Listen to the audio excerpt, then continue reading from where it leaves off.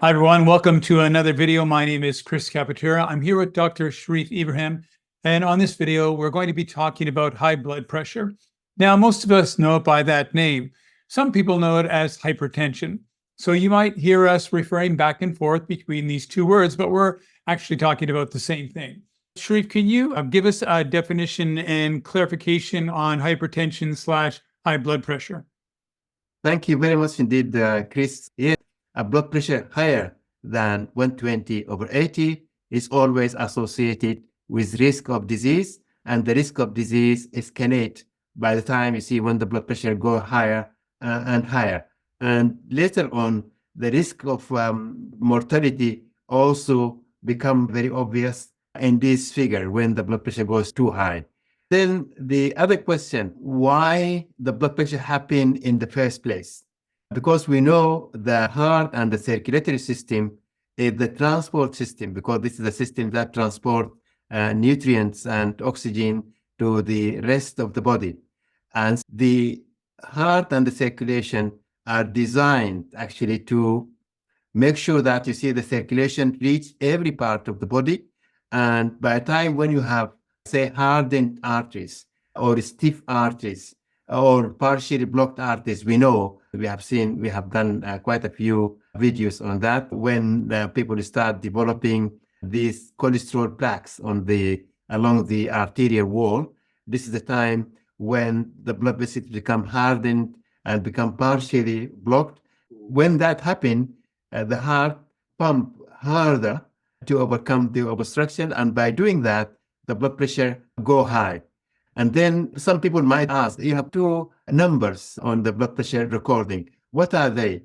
The top number is the systolic blood pressure, and that means this is the blood pressure when the heart contracts.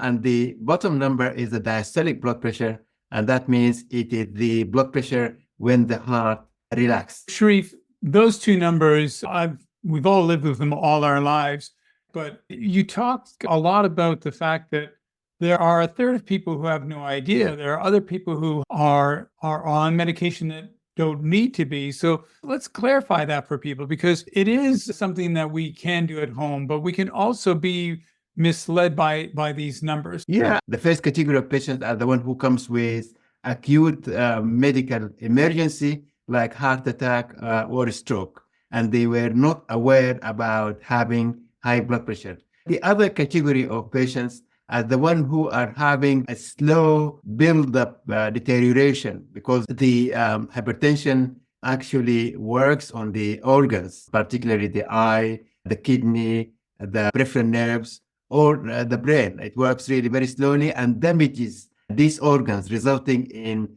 vision loss, results in peripheral neuropathy, people who are not able to appreciate any sensation in their legs or in their feet. And the most common actually complication of hypertension is kidney failure, because you see these guys with high blood pressure, they continue to have a slow damage to the kidneys that can reach the stage of having chronic kidney failure, and most require dialysis. And as you said, if people have, let's say, BP machine at home and they check themselves from time to time, then some of these patients may be aware that their blood pressure is running high, and they might go and seek some medical help.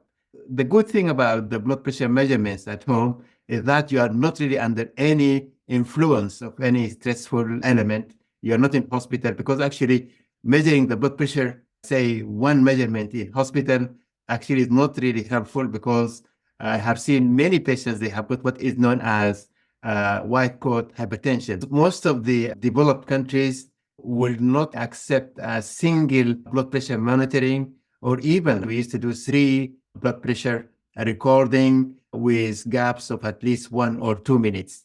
And this is after the patient is going to have 5 minutes rest and relaxation. To diagnose high blood pressure now, you have to have a 24-hour blood pressure monitoring, which is going to give a real value, a real status of your blood pressure. And if most of the time your blood pressure was running high, then I think, yes, you have high blood pressure. But otherwise, we should not really overdiagnose hypertension. And I can tell you one story. Our first lesson in the medical school, our first practical session on hypertension, the professor actually did really a very important really trick that I remember now. I'm talking about now 50 or more than 50 years ago, this incident happened. He picked up one anxious student and he started asking him difficult question. And when he does not answer, then the professor made, say, a negative comments. The student started becoming angry and angry. And then he asked another student to measure his blood pressure.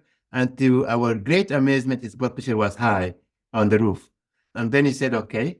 And he ignored the issue and just carried on delivering the practical session. And a little while, asked another student to measure the angry student's blood pressure. And we were very surprised to find that his blood pressure was absolutely normal. And he said, look, it's going to be like, say, a very fatal mistake if you are going to diagnose high blood pressure based on one reading. Yes, and I get that because the same thing as I said earlier, if I was in the car and you did my blood pressure, I'd be on medication. But when I'm at home and relaxing, it's fine. And I do want to clarify, Sharif used the term white coat hypertension. And essentially, all he's talking about is when you're at the hospital and either the nurse or the doctor comes in and does your blood pressure right there because they need to know you're in a state that's going to create a reading that may not be accurate.